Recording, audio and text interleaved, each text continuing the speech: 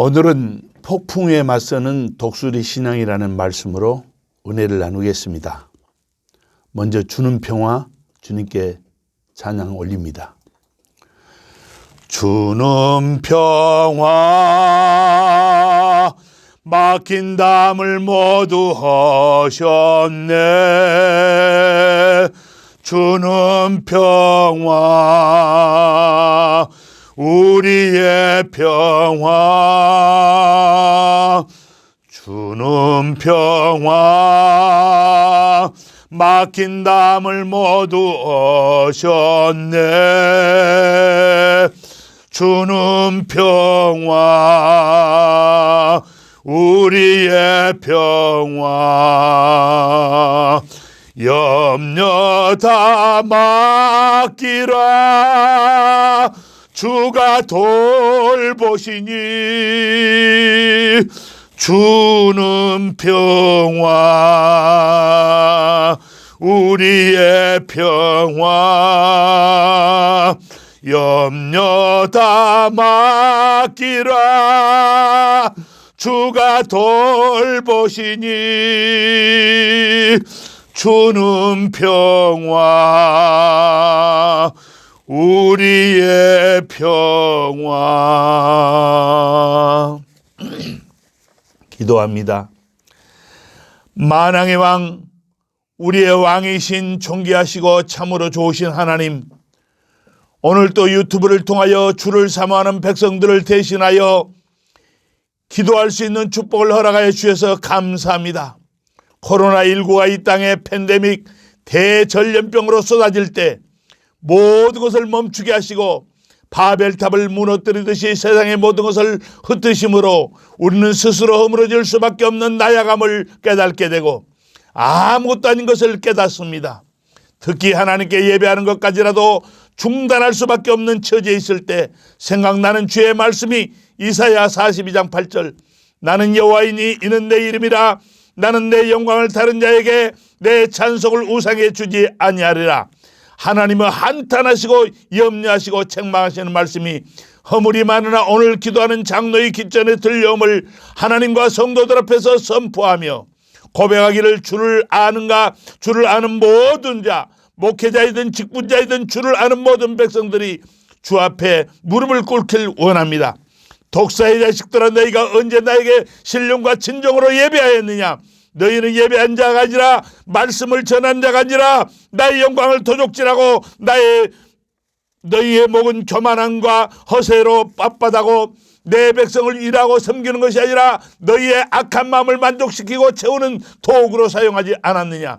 전하의 의인이 없다고 하나 너희가 나를 참된 마음으로 경배할 때 내 손이 너희와 함께하였고 내 팔이 너희에게 힘이 있게 하였고 원수가 강탈하지 못하게 하였고 악한 자가 너를 공고하게 하지 못하도록 하였건만 이것을 잊었느냐.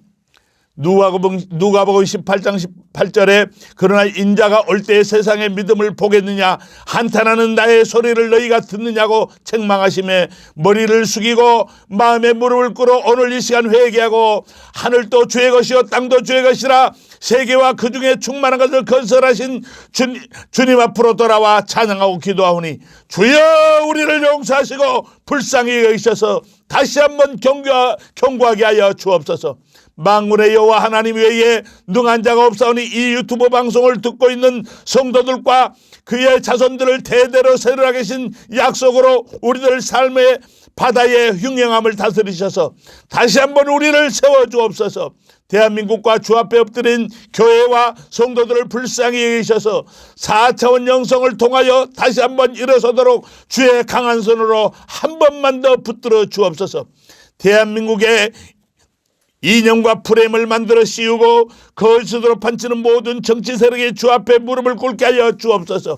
공산당 세력이 하나님의 노하심의 힘을 쓸 수 없고 그들의 모든 무력을 향한 계획이 아무것도 아닌 것 같이 되어 없는 것처럼 무너지고 자유민주주의의 대한민국을 통한 통일이 이루어지게 도와주옵소서.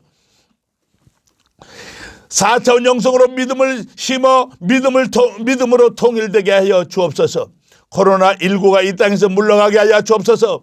4천 영성을 주께로부터 받아 60여 년을 전 세계에 전파하고 성도들을 위하여 이루하며 주님의 장군으로 쓰임받은 조영기 목사님, 지금 병환 가운데 있사오니 다시 한번 살려주시고 주의 강한 손으로 붙들어 주셔서 주의 말씀을 증거하실 수 있도록 일으켜 세워주시옵시고, 그의 아내 김성애 총장도 하나님 세워주옵소서. 장군이 하나님이 짝지어준 짝이 없으니 어떻게 힘을 쓸 수 있겠습니까? 돕는 배필을 하나님이 주의 종을 보고서라도 아버지며 세워주시옵소서.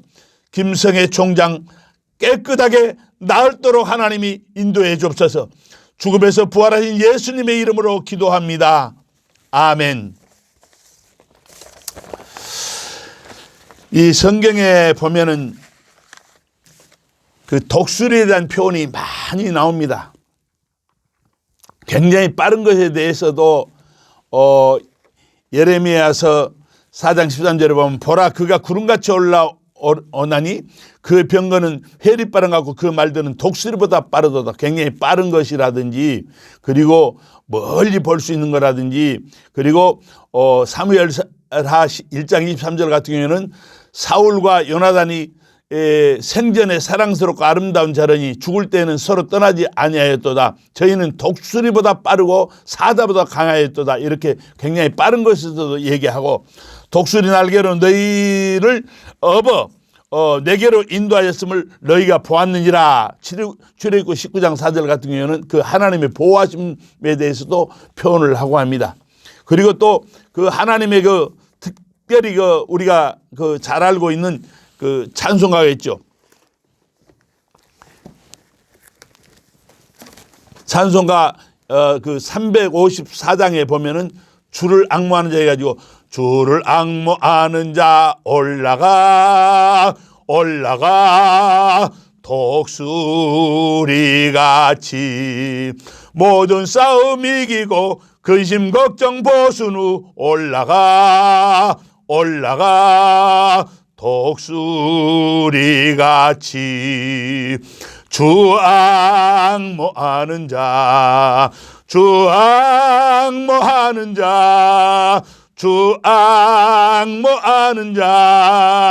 늘 강건하리라.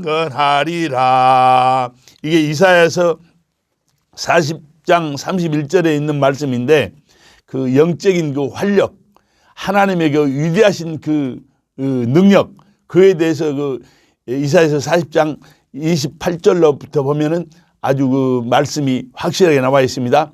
이사야서 40장 28절에 보면 너는 알지 못하느냐 듣지 못하였느냐 영원하신 하나님 여호와 땅끝까지 창조하신 자는 피곤치 아니하시며 곤비치 아니하시며 명철이 한이 없으시며 29절에 피곤한 자에게는 능력을 주시며 무능한 자에게는 힘을 더하시나니 30절에 소년이라도 피곤하며 곤비하며 장정이라도 넘어지며 자빠지되 31절에 오직 여호와를 앙망하는 자는 새 힘을 얻으리니 독수리에 날개치며 올라간 같을 것이요 다른 박질하여도 곤비치 아니하겠고 걸어가도 피곤치 아니하리로다. 이렇게 독수리에 대해서 많이 표현을 하고 있습니다.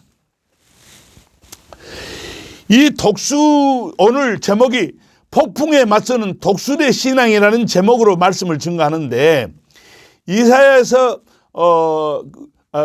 40장 31절에 이렇게 그 하나님의 그 활력, 힘 있는 것에 대해서 말씀했는가 하면, 오늘 제목의 말씀으로 신명기 32장 11절에는 그 독수리의 자라는 과정을 얘기합니다.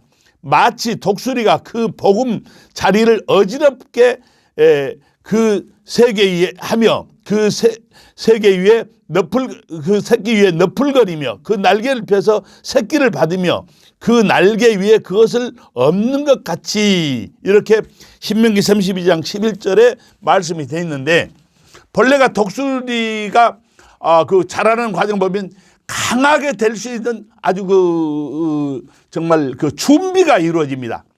어미 독수리가 이 날짐승을 잡아가지고 껍질을 벗겨서 이 가시나무를 갖다가 굉장히 많이 이렇게 주워다가 세워놓고 그 위에다가 날짐승의 껍질로 따르면 아주 푹신푹신하니 따뜻하고 아주 뭐 아무런 그 해가 없는 그런 바탕에다가 독수리 새끼를 낳아서 기르지요. 이 준비 단계입니다. 아주 정말 강한 독수리가 되는 데 대한 준비 과정이 처음에 그렇게 아주 좋아요. 따뜻하고 포근하고 모든 것이 뭐 부족함이 없이 그렇게 됩니다. 그러나 어느 정도 자라면 어미가 이 독수리를 훈련을 시키는데 자꾸 날개 위에 타라고 그럽니다. 타라고 하는데 안 타요. 그 따뜻한 데 그냥 그대로 있고 싶어요. 이 성도들과 똑같습니다. 그냥 안일하게 내가 그냥 편안한 대로 그냥 여기가 좋사오니 하고 그대로 살기를 원합니다. 그러나 하나님은 그대로 두지 않아요. 하나님께서 이 정말 훌륭한 독수리를 만들기 위해서는 정말 모든 그 맹금류의 정말 그 하나의 수장을 그 강한 자를 만들기 위해서는 그대로 두지 않습니다. 어미가 자꾸 그 먹이를 주지 않아 가지고 자꾸 이 날개에 태우도록 합니다. 잘 안 타요. 그럼 뭐 먹이를 주지 않으니까 나중에 그냥 좀 용감한 녀석이 그냥 내가 그냥 말을 잘 들었다 하고 탑니다. 타면은 그 독수리 날개에 의해 태워가지고 저 하늘 높이 올라가가지고 그냥 확 놔버려요.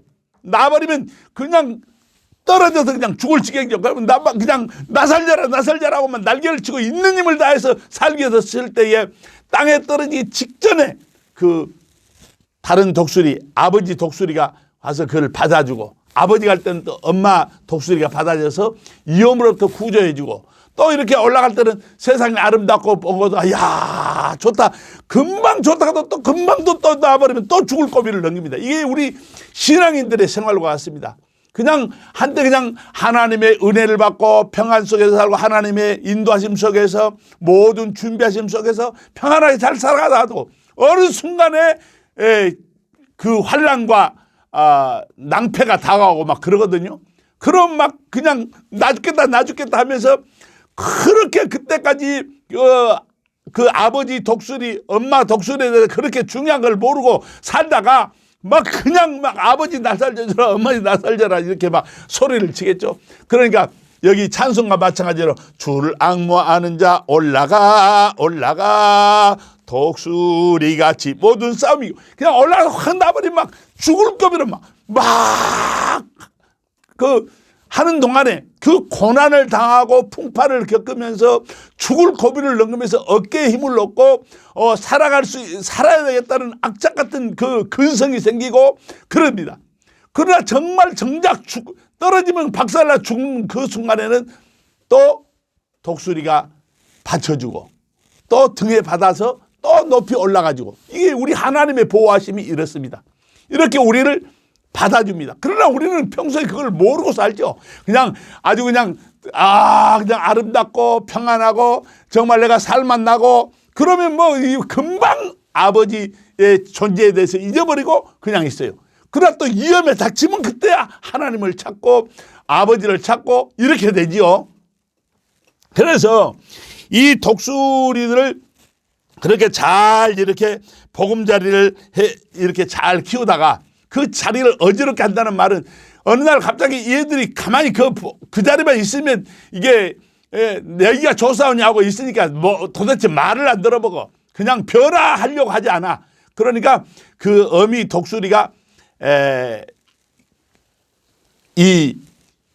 그 날짐승들의 껍질을 입혀놨던 걸 갖다가 확 벗겨버립니다. 벗겨버리니까 이거 그냥 막 가시가 찔리고 막 보통 괴로운 게 아니죠. 그러니까 이제 나와가지고 결국은 어머니 그 독수리에 아버지 독수리 위에 날개 위에 올라간단 말이에요. 그걸 피하기 위해서. 그래가지고 또 이제 좀 살았는가 싶고 갖고 좋은 세상에 나가 살았는가 뭐 확 나버리면 죽을 고비로 들어가가지고 그 고통 속에서 살아남기 위해서 막 아무리 힘을 써도 꼭 죽을 수밖에 없는 그런 처지에 있을 때 또 아버지 독수리가 받아주고 엄마 독수리가 받아주고 이렇게 해서 생명을 연장을 하는 겁니다. 이렇게 해서 날개에 힘을 얻고 정말 수많은 고난을 당하면서 어떤 그 정말 조그마한 것에 이렇게 그냥 마음을 두고 살지도 않고 멀리 바라보면서 별거 아니구나. 세상은 너무나 넓구나. 그러한 마음을 가지고 독수리가 이제 그냥 작은 것에 뭐 그냥 참새들처럼 짹짹거리고 이리 왔다 저리 갔다 그냥 여기서 한 10m 달려가고 이렇게 하지 않습니다. 높은 곳에 앉아서 멀리를 바라봅니다. 그런데 또 그대로 끝나는 것이 아니고 심한 폭풍우가 발라와가지고 도저히 그 앞에서 살아갈 수 없는 그런 상황이 부딪히게 돼요. 그 상황에 부딪힐 때 독수리는 소위 둥날개를 확 펴가지고 그 바람 따라서 뒤로 도망가거나 물러서거나 뭐 그냥 두려워하거나 그러지 않냐고 그 폭풍우에 정면으로 맞닥뜨립니다. 정면으로 맞닥뜨려서 두 날개를 확 펴니다.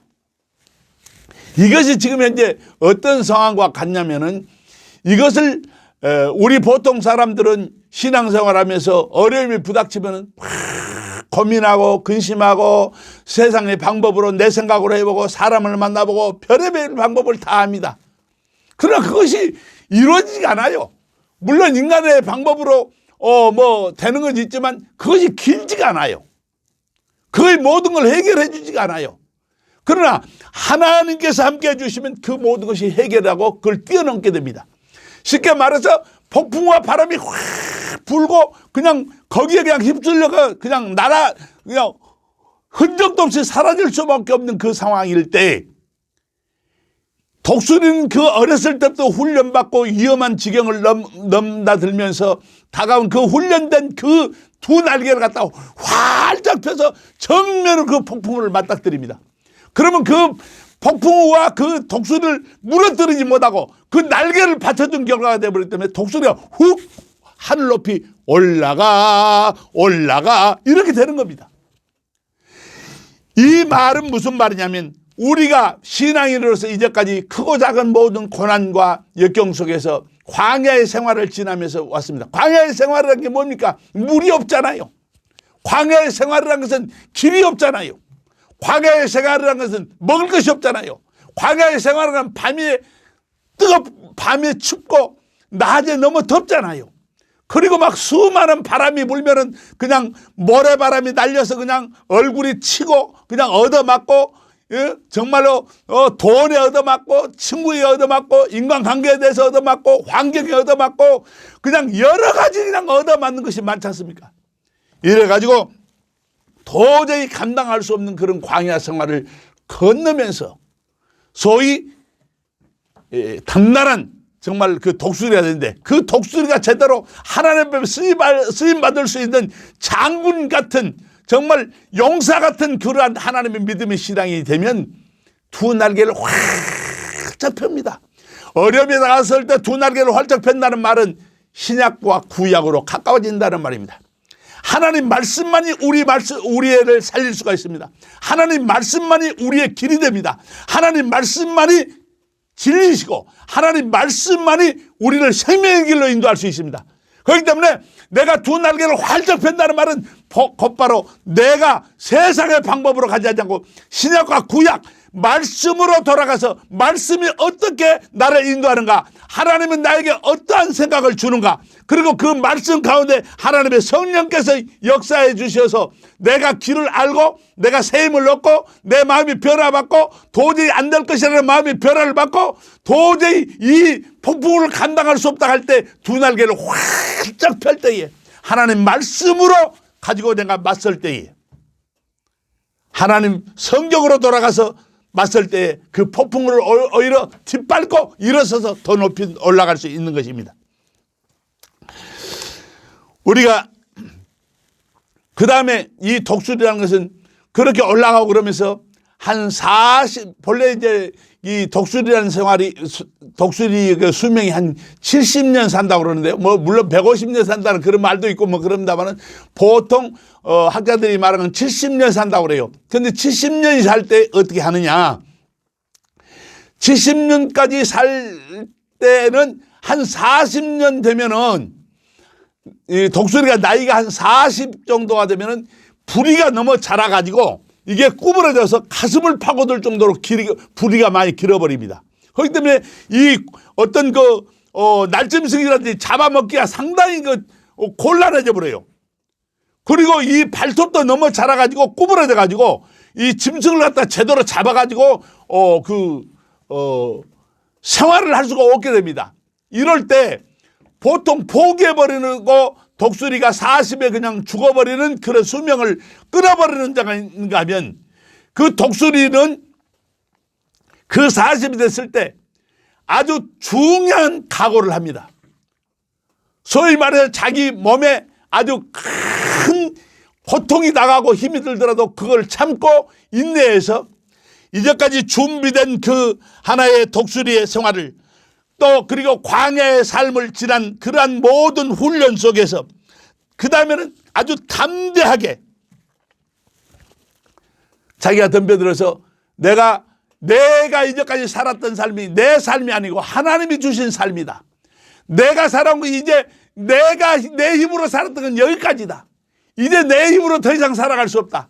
그 어떤 다른 하나님의 힘이 아니면 내가 살아갈 수 없다는 그런 마음으로 바꿔져서 그 부리를 갖다가 이 돌멩이 갖다가 아주 심하게 부딪힙니다. 엄청나게 부딪히면은 이 부리가 빠져버려요.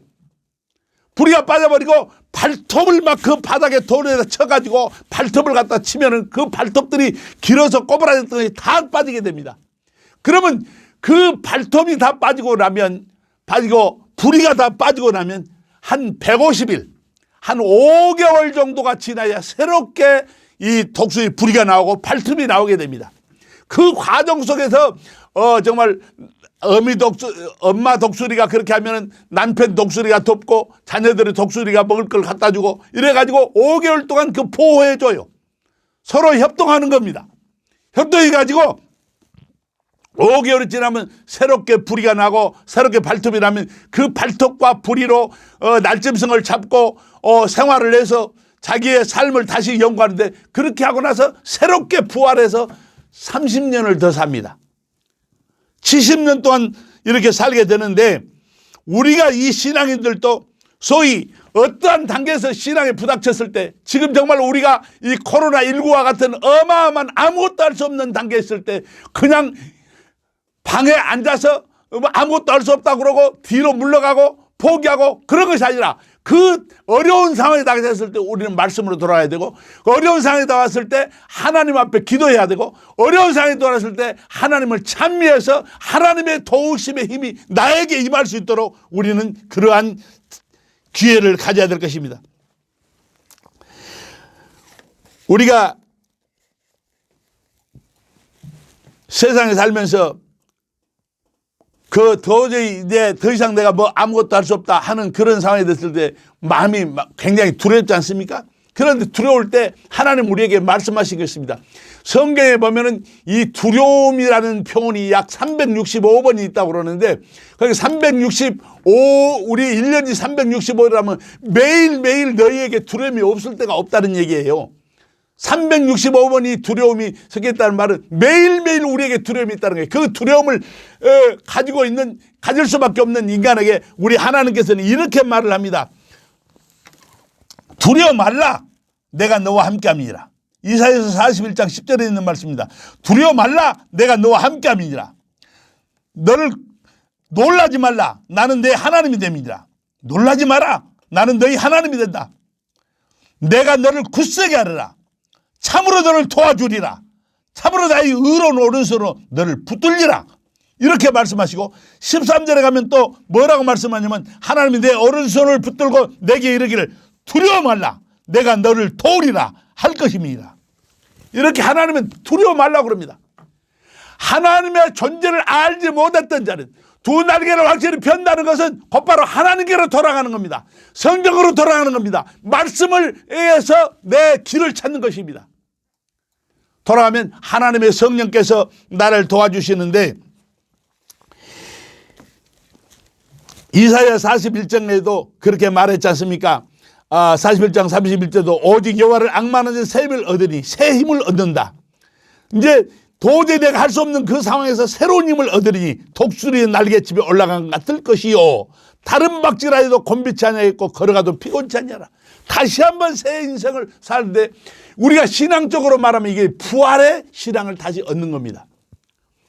베드로가 정말 그 계집종 앞에서도 예수님을 3번이나 부인하는 그런 부끄러운 일을 당했을 때도 그가 하나님의 성령을 만나고 하나님 앞에 다시 서서 하나님과 함께 했을 때는 그 모든 장로들에게 붙들려 가서 그 사내들입 공회에서는 정말로 내가 하나님의 뜻을 따르라 사람의 뜻을 따르라 하고 강하고 담대하게 죽으면 죽으리라고 내뱉었지 않습니까? 이것이 얼마나 큰 아버지의 담대하고 그 위대한 일을 했는지 우리가 알 수가 있습니다. 또 아브라함이 이삭을 낳았을 때 자기가 정말 그 이삭은 모든 부모가 그렇지만 자기 자식을 아무리 내놓으라 하면 누가 내릴 수가 있나요? 자기 자신은 차라리 죽어도 별 문제가 없으라지 몰라도 자식을 죽어가는 것을 이 부모는 볼 수가 없습니다. 그런데 이삭에게 하나님께서 네 자식 이삭을 갖다 모리아 선생에다 바쳐라 했을 때 두 말할 것 없이 하나님이 다시 이 자식이 없으면 나를 또 자식을 살리리라, 자식이 죽으면 다시 살리라는 그 신앙이 있었습니다. 하나님 앞에 절대적인 신앙, 절대적인 순종, 절대적인 마음을 가지고 있을 때 그 아브라함은 이삭을 바칠 수가 있었습니다. 심지어 예수님까지도 정말 우리들의 모든 죄악을 담당하고 십자가에 못 박히실 때 못 박히기 바로 직전에 하시는 말씀이 요한복음 12장 24절에 하늘의 밀이 땅에 떨어져 죽지 아니하면 하늘 그대로 있고 죽으면 많은 열매를 맺으리라 하는 말씀을 하시고 난 다음에 십자가에 박히셔서 내가 모든 걸 이뤘다, 다 이뤘다 하고 우리의 모든 정말 죽음의 사건, 모든 우리의 저주의 사건, 그런 모든 걸 감당하고 우리에게 새로운 부활을 허락해 주시지 않습니까? 할렐루야. 사랑하는 여러분, 폭풍에 맞서는 독수리의 신앙이라는 것은 준비하는 과정이 필요합니다. 그리고 광야의 삶을 통과했을 때 내가 여러분들이 지금 현재 정말 길이 없고 마실 물이 없고 정말 어디로 가야 할지를 알 줄을 못하고 내가 정말 어떻게 할 바를 알지 못하는 그런 어려움에 퍼졌습니까? 그럴 때 하나님이 함께 하신다는 걸 깨달으면 이건 나에게 광야의 생활을 반드시 지나야 할 광야의 생활이라는 걸 깨닫고 더욱더 겸손해지고 나는 아무것도 할 수 없다. 하나님 나를 도와주시지 않으면 나는 아무것도 할 수 없다. 나는 이제까지 살아온 것이 하나님의 도움으로 살아왔다 하는 것을 깨닫게 되는 여러분들 되시기를 주님의 이름으로 기원합니다. 우리가 이렇게 해서 지금 현재 국가적으로도 많이 어렵고 정말 생활이 코로나19로 인해서 아무것도 할 수 없고 어떤 일을 하려고 해도 도저히 할 수가 없어요. 우리가 지금 4차원 영성 총동문회